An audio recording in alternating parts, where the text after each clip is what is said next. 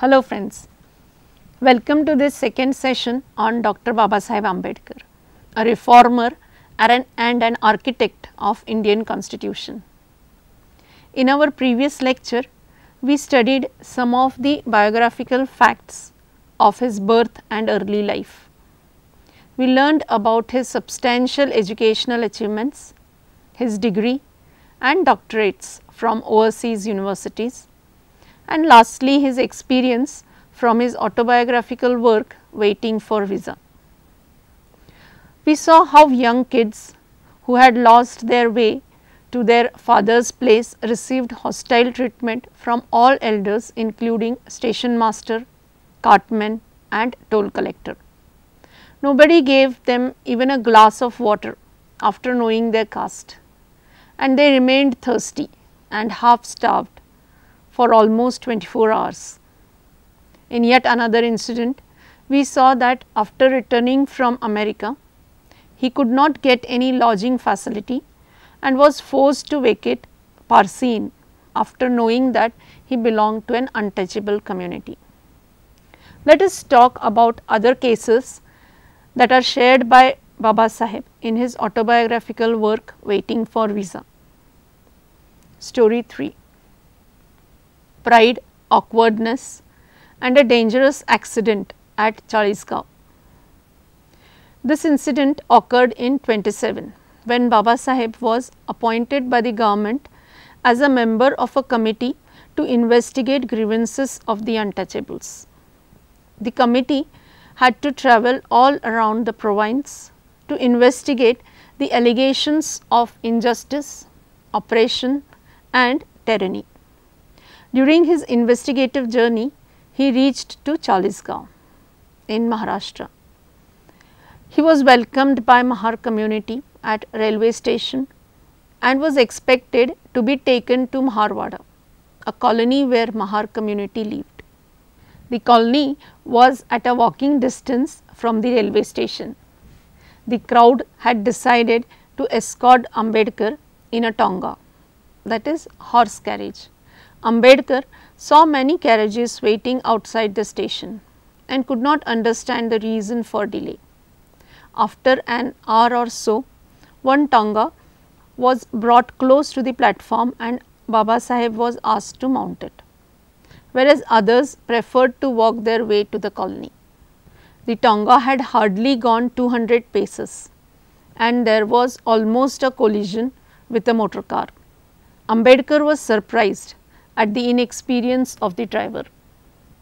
They reached at the culvert on the river. This culvert had no walls as it was on the bridge. This culvert on the river was at a right angle from the road on which the tonga was driving. The driver was expected to take a sharp turn to come to the culvert from the road. Near the very first side stone of the culvert, the horse, instead of going straight, took a turn and bolted. The wheel of the tonga struck against the side stone so forcibly that Babasaheb was thrown down on the stone pavement of the culvert, and the horse and the carriage fell down from the culvert into the river. The fall was so heavy that Babasaheb lied down senseless on the culvert. The colony was on the other bank of the river and he was immediately helped by fellow men from the colony. The colony was on the other bank of the river and he was immediately helped by fellow men from the colony. Babasaheb received several injuries. His leg was fractured and he remained disabled for several days. On inquiry about his accident, he was told the real fact. The delay on the railway station was due to the fact that the tongawalas were not prepared to drive the tonga with a passenger who is untouchable. It was beneath their dignity. The fellow men, on the other hand, could not tolerate that Babasaheb would walk to their colony. They felt that it would not keep up to the dignity of Babasaheb. A compromise was therefore arrived, according to which the owner of the tanga will not drive, but give it on hire. The tanga was driven by a fellow man who had never done this job before. Baba Saheb realized two major things from this incident. One, to save Baba Saheb's dignity, the Mahar of Chalisgaon put his life in jeopardy, and second, he learned that a Hindu tangawala, no better than a menial, has a dignity by which he can look upon himself as a person superior to any untouchable, even though he may be a barrister at law. Friends, this incident is narrated as it is from autobiographical work of Baba Saheb, and there is no intention of humiliating any religion or occupation. This narration is just to sensitize the audience about the social structure that existed in India a century ago. The fourth experience narrated in his autobiography was polluting the water in the fort of Daulatabad. This incident occurred in 37 in the fort of Daulatabad. It so happened that Baba Saheb and his co-workers in the movement of depressed class had been to Daulatabad for sightseeing. They reached the fort in the evening after extensive travelling. As the troop reached the gate of the fort, they saw a small water tank full till its brim. Since they all were tired of the journey, some of them washed their hands, legs and faces on the pavement with the water from the tank. The month was Ramzan, the month of fast for the Muslims. Armed soldiers were present at the gate of the fort. Baba Saheb and his other friends were talking with the guard regarding the procedure of visiting the fort. In the meantime, an old Mohammedan with a white flowing beard was coming from behind shouting, "The untouchables have polluted the tank." Soon all Mohammedan, young and old, who were near about joined him, and everybody started abusing them. These untouchables have forgotten their religion, that is to remain low and degraded. The untouchables must be taught a lesson.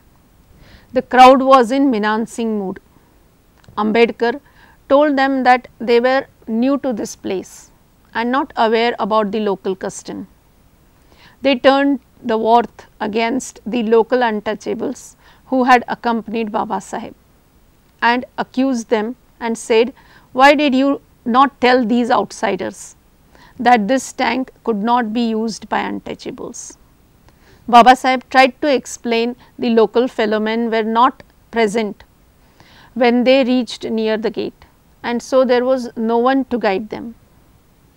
But one young Muslim boy kept on saying that everyone should conform to their own religion, which meant that untouchables must not take water from public tank. Baba Saheb got annoyed and asked them in somewhat angry tone, "Is that what your religion teaches? Would you prevent an untouchable from taking water from the tank if he becomes a Mohammedan?" The crowd gave no answer and stood silent. Ambedkar further asked the guard whether they would be allowed to see the fort or not. The supervisor of the fort said that though they can enter the fort, but they should not touch water anywhere, and an armed guard was asked to be with them and monitor that they follow the instructions given.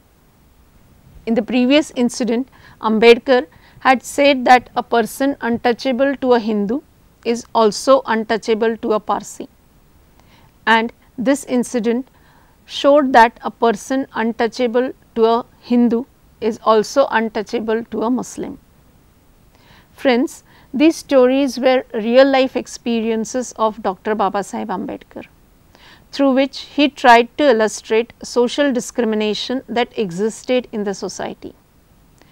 Two concluding cases, which are quoted in his autobiography Waiting for Visa, comes from others' experience. The fifth case is about a doctor refuses to give proper care and a young woman dies. This case is taken from the letter which appeared in the Young India, a journal published by Mahatma Gandhi. It is an incident about the young teacher belonging to untouchable caste. His wife gave birth to a child and within couple of days she fell ill. She suffered from loose stools and her breathing became difficult, along with acute pain in ribs. This young teacher approached the doctor for help. The doctor refused to come and examine the patient. Young teacher approached some of the influential persons of the village and asked them to request the doctor.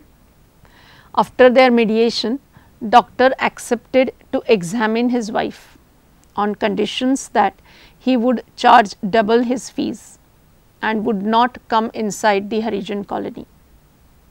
The patient along with the child was brought outside the colony. The doctor handed over the thermometer to one Muslim, who in turn gave it to the teacher, and then the teacher examined his wife and returned it in the same order. It was 8 o'clock in the evening, and after seeing the thermometer in the light of the lamp, doctor said that she was suffering from pneumonia. Then the doctor went away and sent the medicine. The doctor refused to see her again even after the teacher offered him double fees. Due to lack of proper treatment, the woman passed away in the next afternoon. The doctor, in spite of being educated, refused to apply the thermometer and treat the ailing woman in the critical condition. Baba Saheb realized that the Hindu would prefer to be inhuman rather than touch an untouchable. The last experience narrated in this book is about a clerk. The story titles, "A young clerk is abused and threatened until he gives up his job." This incident was narrated by a young boy belonging to Bhangi community, yet another untouchable community. After passing the examination, this young boy applied for the government job and he was appointed as Talati in the office of Mamlatdar in the Kheda district of Gujarat. The boy was aware about the treatment given to untouchables in the society, but he believed that this discrimination would not exist in government office. Moreover, he had mentioned about his caste in the application, so he expected that his colleagues must be aware of the fact. But to his disappointment, he had to face most unpleasant welcome to his office. As soon as he reached the office, the Karkun asked, "Who are you?" The boy said, "Sir, I am a Harijan." The clerk said, "Go away, stand at the distance. How dare you stand so near to me? You are in office. If you were outside, I would have given you 6 kicks. What audacity to come here for service." Thereafter, he asked the boy to drop down his certificates and letter of appointment as a Talati. He then picked them up. His difficulties did not end here. He was given very hostile treatment by his colleagues. Water cans were placed outside the office and a waterman was assigned the job of pouring water for the clerks and officers as per their requirement. Needless to say that the young boy was not allowed to drink water from this can. A small rusty pot was kept aside and the waterman would pour water from his pot for the boy. The boy also observed that the waterman was reluctant to pour water for him, so he would slip away on seeing the young boy coming for water. Passing the day without water became a routine for him. He could not get a house on rent, as Hindus of the village would never rent him a house, and the Harijans denied for the fear of displeasing the Hindus. Far great difficulties were regards to food. There was no person or place from where he could get a single meal. He used to buy bhajis morning and evening, eat them in some solitary place outside the village, and come and sleep at night on the pavement of the verandas of Mamlatdar's office. At workplace, nobody was ready to teach him the job. He was transferred from one taluka place to another. In one village, the headman was so hostile that he said, "Your fellows, your father, your brother are sweepers who sweep the village office, and you want to sit in the office as our equal? Take care, better give up this job." Once the talati assigned him the job of preparing population table. So he went to the village assigned and saw that a headman and a talati were doing some work in the office. So the boy wished them good morning and stood near the door. They did not notice him. He stood there for about 15 minutes. By this time he was already feeling low and was feeling enraged at being ignored and insulted. He sat down on the chair that was lying nearby. That chair happened to be of a village librarian. The talati and headman quietly went away without saying anything. Within no time, librarian came along with crowd and started abusing the boy. Addressing to the servant, librarian said, "Who allowed this dirty dog of Bhangi to sit on my chair?" The servant took away the chair from the boy and the boy sat on the ground. The crowd gathered became furious. Some abused him, some threatened him, saying that they would cut him into pieces. The boy implored for mercy, but it had no impact on the crowd. The boy realized that he would be killed by the people. An idea struck to him and he wrote a letter to Mamlatdar on a piece of paper lying nearby. The letter said that he had made a mistake by not listening to his parents and accepting the job. The hands of death were falling upon him, and he further requested that be good and inform my parents about my death. The librarian read the letter and tore it apart. The crowd became more aggressive and abusive and asked the boy to leave the job and the village. The boy promised that he would not repeat this again and left the village as well as the job, the government job. This incident shows that untouchability existed even among the bureaucrats. Friends, these 6 stories give us idea about social discrimination that existed for untouchables. Yet another observation is that 4 incidences out of 6 were related to Baba Saheb, and out of the remaining 2, one was related to a teacher and the last about the young clerk. In all these cases, the sufferers, though belonged to untouchable class, yet were from educated background. This harsh was the condition of educated untouchables. Imagine the condition under which ignorant and illiterate untouchables would have been living. It is beyond our imagination, and that is why Baba Saheb dedicated his entire life to turn the wheel of law towards social justice for all. Friends, in the previous and the current session, we are talking about the hardship ushered upon Baba Saheb due to his social and religious background. This was the bleak side of his life. but on the brighter side, he had gained extensive support and guidance from his well-wishers and friends. Let us consider a few of them. Friends and mentors. Baba Saheb's original surname was Ambedkar. He had a Brahmin teacher named Mahadev Ambedkar in his school.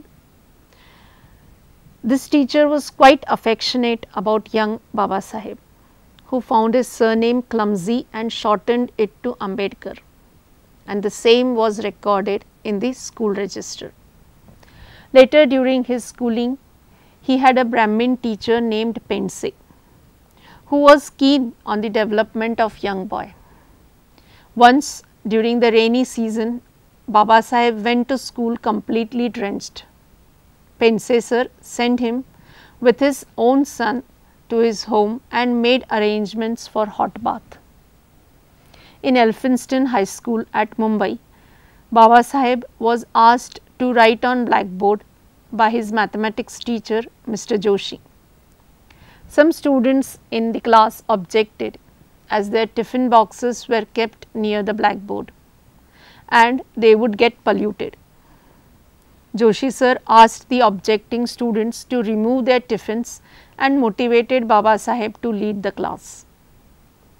Krishnaji Arjun Kauskar, the Brahmin headmaster of Wilson High School, who used to frequent the same garden, noticed the studious boy. Kauskar used to have pleasant talk with Ambedkar, who says that these talks used to set him thinking. Kauskar was the one who had felicitated Ambedkar on completion of his matriculation. He played instrumental role in getting financial support from the Maharaja of Baroda for his higher education. These were some of his early day mentors who supported his initial academic journey. In the upcoming session, we will be talking on contribution of some more national and international friends and mentors who played important role in the reform activity of Dr. Baba Saheb Ambedkar. Till then, let us part with thought that not the birth, but the worth is what should be counted. Thank you.